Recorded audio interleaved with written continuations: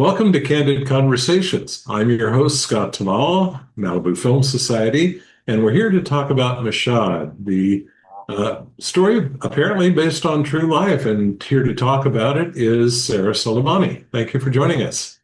Thanks for having me. Sure, of course. I was really kind of surprised by the end of the movie and didn't realize this was actually a personal story. You didn't say anything up at front that this was based on a true story. Yeah, I know. It's such a lot to get your head around. Hmm. When we made the film, we didn't have any before or after, and I just wanted to like plunge you in. But people were just so confused. Wait, what? They were secret, they were forced conversion. I don't understand. So then we sort of started realizing that we should set the story and the connection and yeah, put as much as we could into 20 minutes without overloading everyone. As I understand it, you something happened in your life that made you start thinking about your grandmother and what she went through and her and your family went through in Mashhad. Yeah, I was ill and I had a kind of serious meeting with a doctor and I didn't know if I was going to get good news or bad news. And I sort of sat there and thought about whether I was going to die quite soon. And then my grandmother appeared. She'd been dead since I was in my 20s, but she appeared behind my chair. Like she didn't touch me and she didn't look at me. She just stood like stoic and strong. And and I got news that I was going to be okay, but I was in bed for about a year. And I just I thought how odd it was. I was surprised that she'd come to me in this vision because we never lived in the same country and she spoke Farsi. She understood English. She could speak English, but she spoke Farsi. And I just thought about her and thought about her life and thought about the sort of snippets of what her life was that the family sort of shared, but I didn't have any answers and I was just staring at a piece of wall from my bed, which had a plug in a chip bit of wallpaper, and I just saw the film that you've watched, and that was what I spent time thinking about and researching. That's remarkable. Had you ever had any kind of experience like this before? Not sober. Well, we trust you're okay now. Yeah, all's Uh, well. Yeah. yeah, that's great to hear. But that's sober or not. I mean, is this is just kind of stunning that you had this kind of an experience. It must have really made an impression on you. Yeah, I think it's funny because when I went to a Black Lives Matter meeting very early on after the death of George Floyd, and in Black Lives Matter meetings, they always honor their ancestors and they do libations and there's something I think when you face tragedy or when you face your own survival, you do get ancestral. I think it's some sort of primal connection with your lifeline, and that's what happened to me. Hmm. I know you started off in the UK where you were born, and you did stage and TV and film, uh, both as an actress and you started writing for the stage as well. You got to play Bridget Jones' best friend in a couple of movies. But then you got a phone call from Bill Hader and his team. Talk. Yeah. Yeah, so he was writing he wanted to create a show about an actor that was a hitman that wanted to be an actor, and he wanted an actor like a kind of theatre trained actor to be in the room. And he was Mhm. like, do you have any stories about being an actor? And I was like, yeah, of course I do. There's loads of crazy, messed up stories. And I started telling him a few, and he was like, oh wow. And and then I moved to Hollywood and did this show. And it was pre Me Too, but I basically just was really honest about all the crazy stuff that happened that we just thought was that was part of being an actress, that people asked to take your clothes off and like a flat with a camera and there's just you and the man there, things like that. Mhm. Um, and then it came out just after Me Too, and it looked really prophetic that we'd kind of tapped into the zeitgeist, but it was just me just airing my dirty laundry, basically. Well, how did he know of you? He read some of my work. Oh, that's fantastic. Um, as I understand it, you came to the US and you found Hollywood to be a lot more open to women and women's projects than you had experienced previously. Is that correct? Well, it's a bigger market, and because you're sort of quite honestly capitalist, if you can make the case that something might sell or might be watched, and you can kind of make it. Whereas it's changed now, but in the UK, when I was coming up, like even if you made the argument that women like controlled the remote and they were the bulk of advertising, you still couldn't get that translated into commissions for female writers or female-driven projects.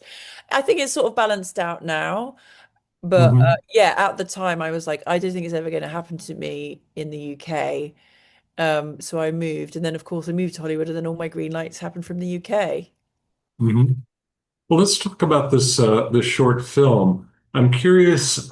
It's gorgeous. You open with a minute and a half of animation, and then you use it to close the film before revealing that, in fact, this is the true story, and here's the photo of the women who met as children. Why did you decide to bookend the live action with the animation this way? So we made the film, and because it's such a intense piece of history, that there were these secret Jews that had this forced conversion, and they pretended to be Muslims, but really they were treated like second-class citizens, and they could put their coins in water, because that's quite an intense. And it was in Farsi, and we shot it in Iran. I made the film, and I people were just really confused because it's only 20 minutes. So, and I had all this research, all these photographs and footage of my ancestors, and I had these ideas of using the image to the photographs to sort of bleed into the live action. And I worked with this fantastic Peruvian artist called Stivens, and we Mhm. worked together in. I said I want it to be like Star of David's, and there's a secret, and they fly up and they make one Star of David, and so we worked together to set the story. Mm. I love the fact that the core animation at front and back is the Sabbath candle. Thank you. Yeah. Um, the way you've structured your story all the way through, you foreshadow the danger by talking about the approaching storm.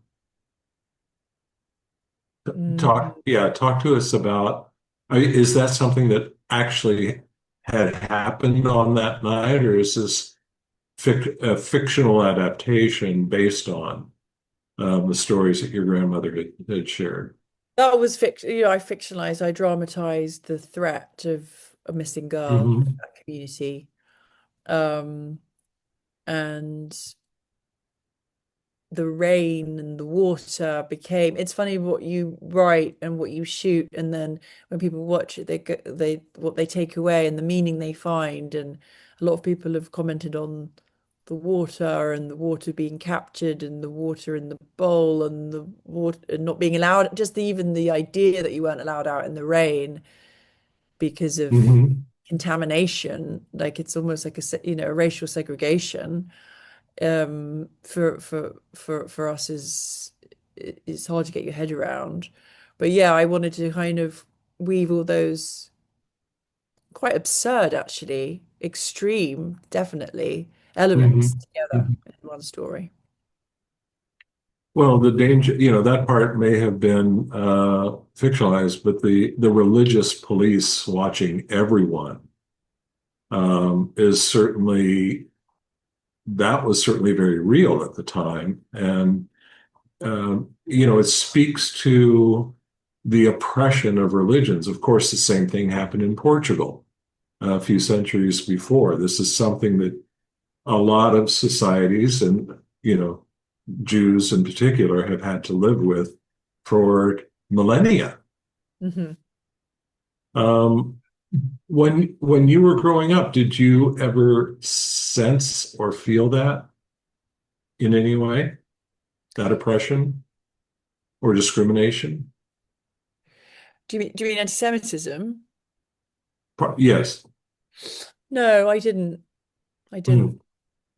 mm, Um, if I'm honest. I mean, I had oh well I say that and then of course I remember being on a date.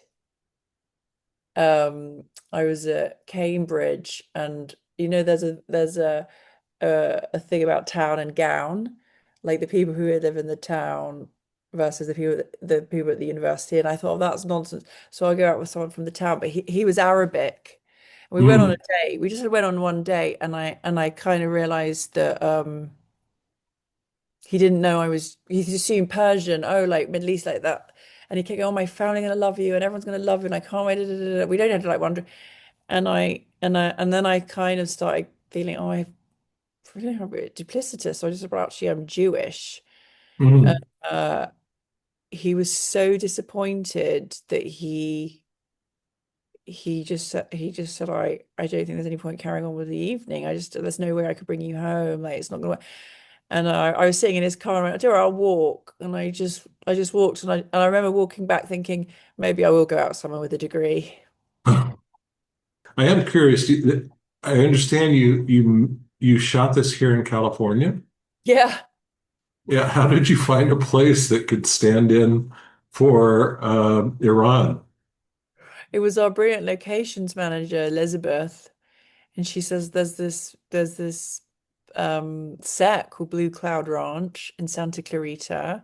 She's like, I know the guy, and she helped us get it. And it's basically like a Middle East in the middle of California. And um Brandon, who owns it, helped us out.